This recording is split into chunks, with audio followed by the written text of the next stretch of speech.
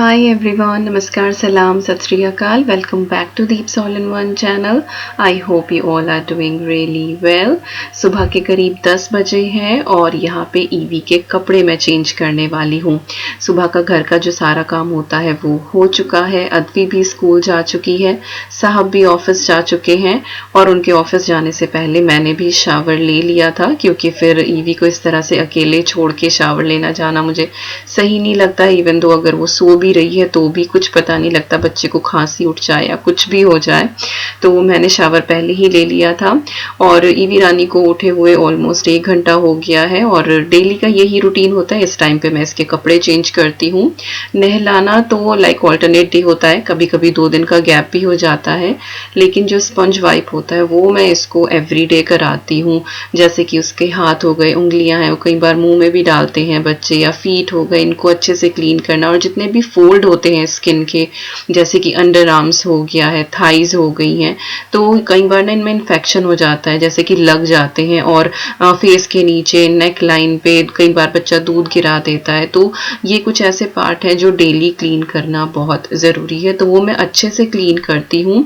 और जब भी मैं उसके कपड़े चेंज करती हूँ, सेंट्रल हीटिंग तो ऑन रहती ही है घर की, लेकिन एक हीटर मैं आधा घंटा पहले से चला देती हूँ ताकि रूम अच्छे से वार्म हो जाए और जब मैं उसके कपड़े चेंज करूँ तो उसको ठंड न लगे, क्योंकि बच्चे जो हैं वो बहुत नाजुक होते हैं, वो एकदम से कोल्ड कैच कर लेते हैं। तो बस यहाँ पे अब मैं ईवी के कपड़े चेंज कर दूंगी और वो बिल्कुल फ्रेशन अप हो जाएगी। इसके बाद मैं उसको फीड करा दूंगी और फिर कई बार वो एक ही स्ट्रेच में 2 घंटे तक सो जाती है और ये एक रिलैक्स मोड होता है। सुबह का इतना काम रहता है और फिर पूरी रात ये जगाती है।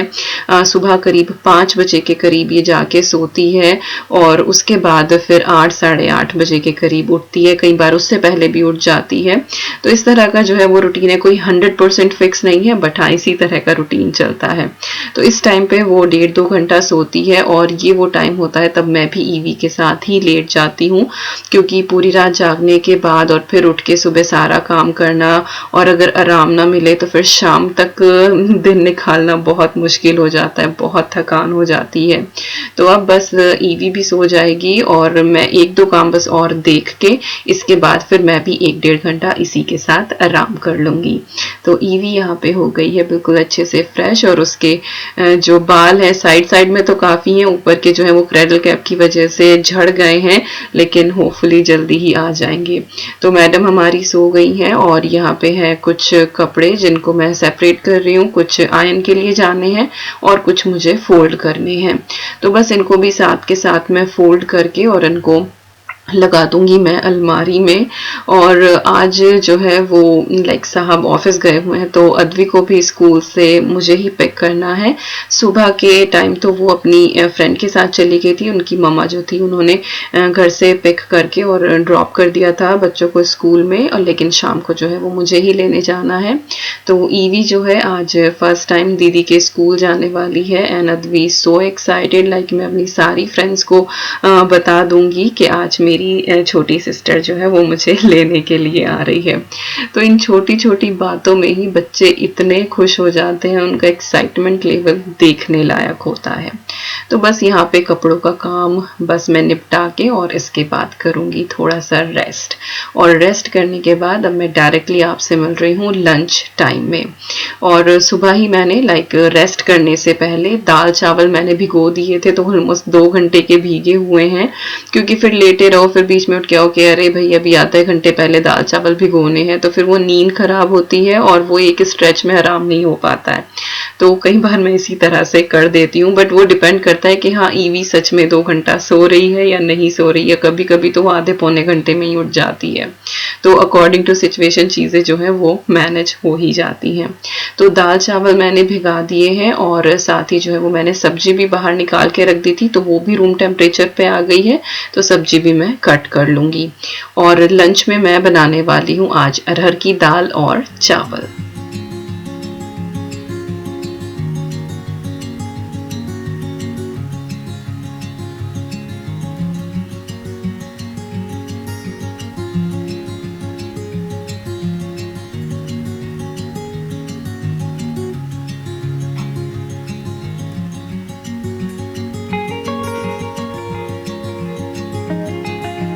और दाल यहाँ पे मैं बिल्कुल काइंड ऑफ प्लेन ही बना रही हूँ, इसमें कोई भी प्याज या टमाटर मैं यूज़ नहीं करने वाली हूँ। तो प्रेशर कुकर में मैंने बस घी डाल दिया है और दाल का तड़का ऑलमोस्ट घी में ही बना रहे हैं आजकल। तो लाइक ये वाला हींग जीरे का तो घी में ही हमेशा लगाती थी, बट अगर टमाटर प्याज डालती थी तो मैं कई बार ऑयल यूज़ कर लेती थी। लेकिन अब किसी भी तरह की दाल बने, कैसे भी तड़के की बने, तो सिर्फ घी ही यूज़ कर रहे हैं। तो यहाँ पे मैंने नॉर्मल जो मसाले होते हैं, हींग, जीरा, हल्दी पाउडर, रेड चिली पाउडर, धनिया पाउडर, वो डाला है प्रेशर कुकर में। और इसके बाद जो दाल है वो मैंने ऐड कर दी है और साथ ही मैंने पानी डाल दिया है। तो ऑलमोस्ट 2 चमचे के करीब ये दाल थी और इसमें मैंने 2 कप पानी डाला है। दाल जो है वो ऑलरेडी भीगी हुई है, बट वही है कि हर दाल, हर प्रेशर कुकर जो है वो अपने हिसाब से पानी लेता है, तो आप अकॉर्डिंगली डालें। सॉल्ट डाल दिया है टेस्ट के हिसाब से एंड दैट्स इट। हमारी दाल जो है वो डन हो गई है और इसको बस एक बार चला के मैं प्रेशर कुक कर दूंगी इसको। और इसमें ये भीगी हुई दाल है ना, तो 1 से 2 विसल में ही ये डन हो जाती है और वैसे भी ये काफ़ी देर तक भीगी हुई है। तो इधर हमारी दाल डन हो रही है और वहाँ पर है सब्जी। अब मैं इसको चॉप कर लूँगी। वैसे तो सिर्फ दाल चावल ही इनफ होते दोपहर को, और सुबह मैंने हस्बैंड का भी बना के दिया था, तो थोड़ी सी वो भी बचे हुए हैं लाइक फ्राइड राइस टाइप, जो उनके मैंने पैक करके दिए थे। लेकिन कई बार शाम को चीज़ें जो है ना वो बहुत ज़्यादा रश वाली हो जाती हैं, जैसे कि आज अद्वी का सर भी धुलना है, ईवी को भी शाम को नहाना है, और फिर साहब जो है वो भी थके हुए आएंगे ऑफिस से, ड्राइव इतनी लंबी हो जाती है उनकी, तो मन नहीं करता कि उनको भी कुछ काम इस तरह से दे दो जैसे उनका ऑफिस डे होता है जब भी। तो इसीलिए मैं सब्जी ना, जिस दिन मुझे लगता है कि आज शाम बहुत ज़्यादा बिजी होने वाली है, तो मैं सब्जी दोपहर को ही बना के रख लेती हूँ, तो फिर शाम को सिर्फ रोटियां ही बनाना रह जाता है। तो यू नो सिचुएशन के हिसाब से और अपना काम देख के हमें चीज़ें एडजस्ट करनी पड़ती हैं। हर बार पॉसिबल नहीं होता है कि आप तभी बिल्कुल ताज़ा का ताज़ा बना के खाएं, क्योंकि फिर अगर आप एक काम को तवज्जो देते हैं तो कई बार दूसरा रह जाता है, और जब सारी ही चीज़ें इंपॉर्टेंट हो तब आप कैसे डिसाइड करें।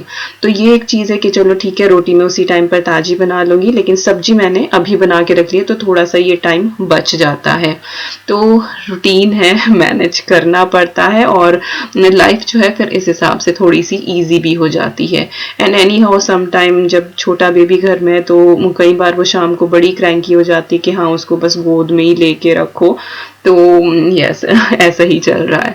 और जब मैं खाना बनाती हूँ तो ईवी को इधर डाइनिंग एरिया में उसके बाउंसर में लुटा देती हूँ और वो आराम से यहाँ पे खेलती रहती है, बट ये कि बीच बीच में जाके उनसे बात करनी पड़ती है, टेंशन देनी पड़ती है, अदरवाइज शी फील्स लाइक के हाँ मम्मा नहीं है आसपास, छोड़ के चले गए हैं, और फिर वो रोना शुरू करती है। तो अभी चीज़ें जो हैं उसने हल्की हल्की देखनी शुरू करी हैं। अगर जैसे मैं उठ के जाती हूँ तो देखती है कि हाँ मूविंग ऑब्जेक्ट है कुछ, अभी इतनी क्लियर विजन तो नहीं होती बच्चे की, बट हाँ अभी इम्प्रूव हो रही है।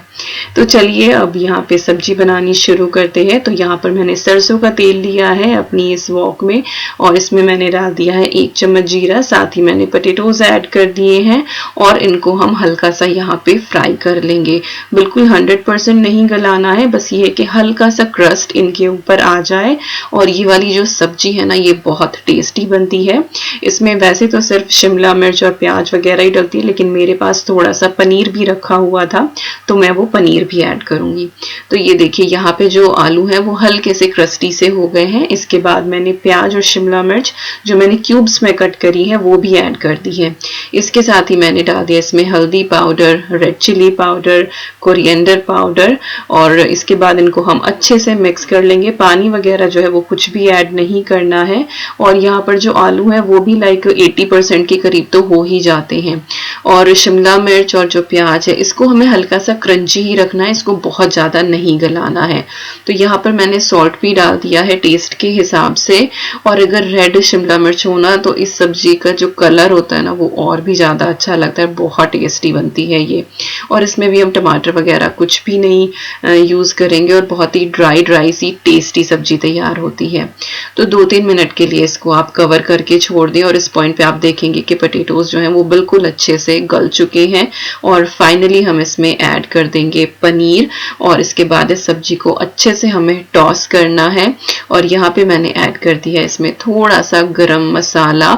लास्ट स्टेज पे जब गरम मसाला इस सब्जी में डलता है तो बड़ी अच्छी खुशबू आती है। और आप चाहें तो इसके ऊपर धनिया पत्ती भी बहुत सारी डाल सकते हैं। मेरी बिटिया रानी जो है वो नहीं खाती है धनिया, तो हम लोग कई बार सिर्फ अपनी सब्जी के ऊपर डाल लेते हैं, बट इस तरह से ओवरऑल डिश में मैं नहीं डालती हूँ। और कई बार मुझे कमेंट भी आते हैं कि दीपिका आप धनिया यूज नहीं करते हो, तो वो सिर्फ इसी वजह से क्योंकि बिटिया नहीं खाती है, और अगर वो नहीं खाएगी तो फिर क्या फायदा। तो यही चलता है। तो यहाँ पे सब्जी भी हमारी हो गई है डन, दाल भी हमारी हो गई है बिल्कुल तैयार। तो जिस कंसिस्टेंसी की चाहिए उस तरह की है ये, बिल्कुल परफेक्ट।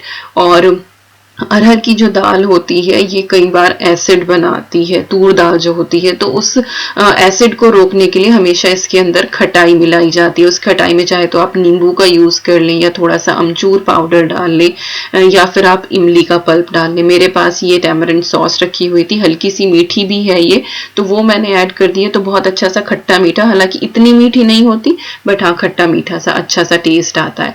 तो यहाँ पे दाल हमारी डन है और यहाँ पे आधा चम्मच मैंने इसमें डाल दिया है सांभर पाउडर, और इसको हम अच्छे से अब यहाँ पे मिक्स कर लेंगे। और बिना किसी सब्जी के ना हल्के से सांभर के फ्लेवर वाली ये वाली दाल हमारी तैयार हो जाती है।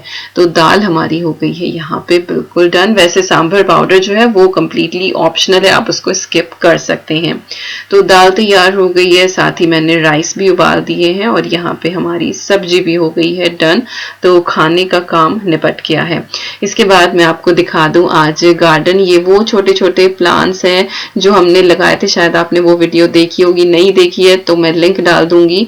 और विद इन 2 मंथ्स ये बहुत अच्छे से ग्रो हो गए हैं। और ये वो वाला प्लांट है जो उस टाइम पे बहुत ब्लूम कर रहा था, तो ये थोड़ा सा मुरझा गया है, इसके पत्ते अच्छे से शेड हो गए हैं, लेकिन जो बिल्कुल छोटे छोटे हमने लगाए थे वो अच्छे से ब्लूम कर रहे हैं। So they are also just like baby के, जब ग्रो करते हैं तो बहुत अच्छे लगते हैं। गुलाब अभी रुके हुए हैं, ये अभी ग्रो नहीं कर रहे हैं क्योंकि इनका टाइम जनवरी से शुरू होता है। और ये है वो स्ट्रॉबेरी के प्लांट जो हमने लगाए थे, और ये है पुराना स्ट्रॉबेरी का प्लांट, और बहुत ही ब्यूटीफुल फॉल कलर इनके ऊपर आ रहा है। और मिंट भी फिर से ग्रो होना शुरू हो गया है। तो ये था छोटा सा garden tour, and now we are all set to go pick Advi from school. तो ईवी भी अपना अच्छे से प्राम में चली गई है, ऊपर से मैंने ब्लैंकेट डाल दिया है। तो आज इतनी लंबी हमारी वॉक है और ये पूरी अपहिल है। मैंने रिकॉर्ड करने की कोशिश करी कि शायद आपको अंदाजा हो कि कितना हार्ड वर्क है स्कूल तक पहुंचना। बिल्कुल खड़ी चढ़ाई है, ऑलमोस्ट लाइक 45 डिग्री का एंगल होता है। और बस अद्वी को पिक करा है, देन उसके बाद हम घर आए, खाना पीना हुआ, then cosy cosy family time. और यहाँ पे दोनों बहनों की अब आपस में हो रही है बातें, और ये टाइम जो है वो बड़ा ही अच्छा होता है। और बल्कि आज हस्बैंड नहीं है, तो वी वर मिसिंग, क्योंकि जब से वर्क फ्रॉम होम हुआ है एक्चुअली इतनी आदत हो गई है कि सब एक साथ ही हैं। और अद्वी के स्कूल आने के बाद तो बिल्कुल like family time, but today he was not here, तो वो एक अलग सी ही फीलिंग थी, एक अलग सा खालीपन सा लग रहा था।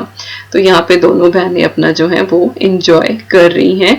और ईवी जो है वो अद्वी की आवाज पहचानती है, वो एकदम रिस्पॉन्स करती है।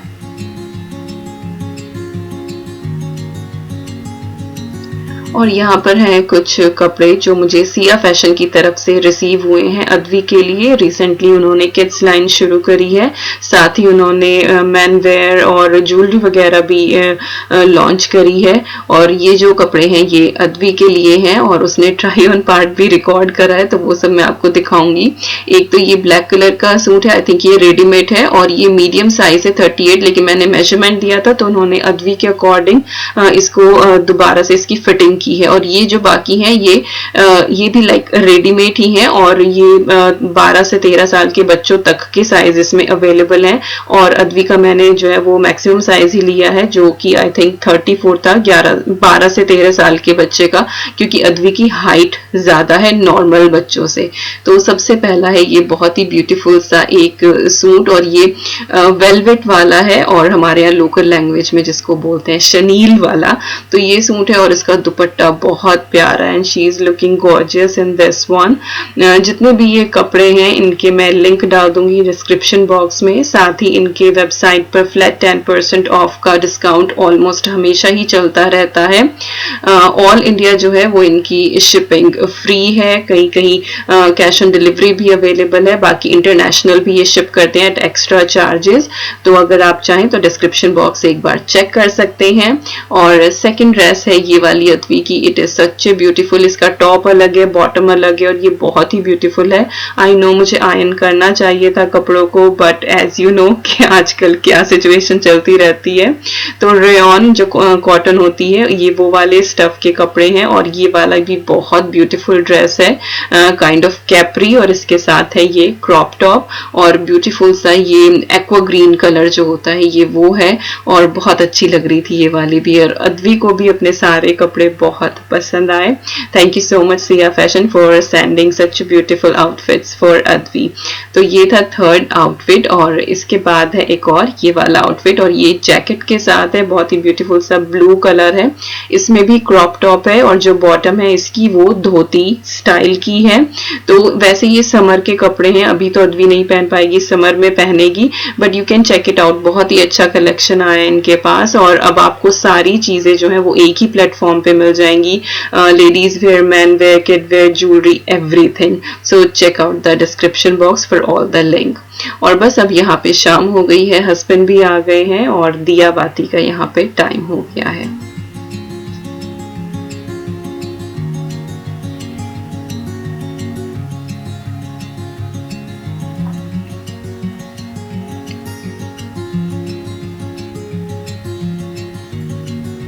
और आज डिनर में एक्चुअली हो गई हमारी पार्टी क्योंकि साहब आते हुए पिज्जा लेकर आ गए। मैंने सब्जी दोपहर ही बना ली थी बट वो रखी है, अब वो कल खाई जाएगी। और अब नीचे का जो है वो सारा काम निबट गया है और वीडियो की शुरुआत हुई थी कपड़े फोल्ड करने से और वीडियो का एंड भी होगा कपड़े फोल्ड करने से। So this is like home chores, it's never ending process, हमेशा कुछ ना कुछ लगा रहता है। बस ये है कि दिल खुश करके अपने सारे काम कर लें और रात को जब आप बैठ के अपनी डायरी में या फिर आप अगर मेरी तरह टू डू लिस्ट बनाते हैं और शाम को बैठ के जब उसमें टिक करते हैं ना, ये भी हो गया, ये भी हो गया, ये भी हो गया, then it feels so satisfactory. एक अलग ही सेटिस्फैक्शन होता है और जो वो नींद होती है ना फिर वो बहुत तसल्ली वाली होती है। एक्चुअली मुझे तो आजकल नींद मिल ही नहीं रही है इतनी, बट फिर भी जितनी भी मिलती है वो बहुत तसल्ली वाली होती है।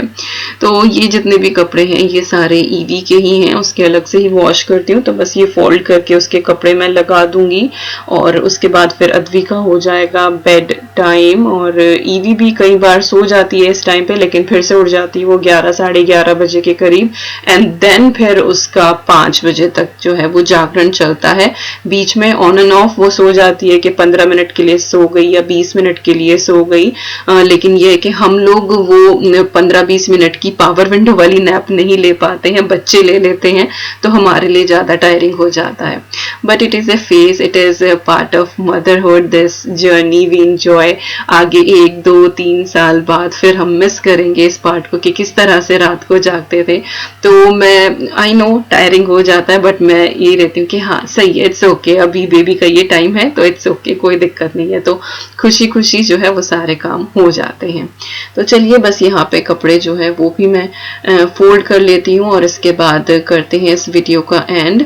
आई होप आपको आज की ये वीडियो पसंद आई होगी। ईवी की जो फर्स्ट ट्रिप है स्कूल की वो एक मेमोरेबल हो गई है बहुत ज्यादा। और जब मैं अद्वी को लेने पहुंची स्कूल तो यू वोंट बिलीव कि वहां पे कितने सारे बच्चे अद्वी के साथ थे उसके क्लास के, दे वो वेटिंग विद देयर मम्स के उनको अद्विका की सिस्टर से मिलना है। क्योंकि मैं थोड़ा सा लेट हो गई थी तो सब वहां पे वेट कर रहे थे, तो सब ईवी से मिले आज and it felt so good. तो अब ईवी भी आ गई है ऊपर और अद्वी बस बुक रीड करके और अब सोएगी। सो यस, कुछ भी अच्छा लगा हो वीडियो में तो like share comment and subscribe और हम मिलते हैं आपसे बहुत जल्दी। Till then you guys take care and we are sending lots and lots and lots of love to you all. Thank you so much for watching. Bye bye.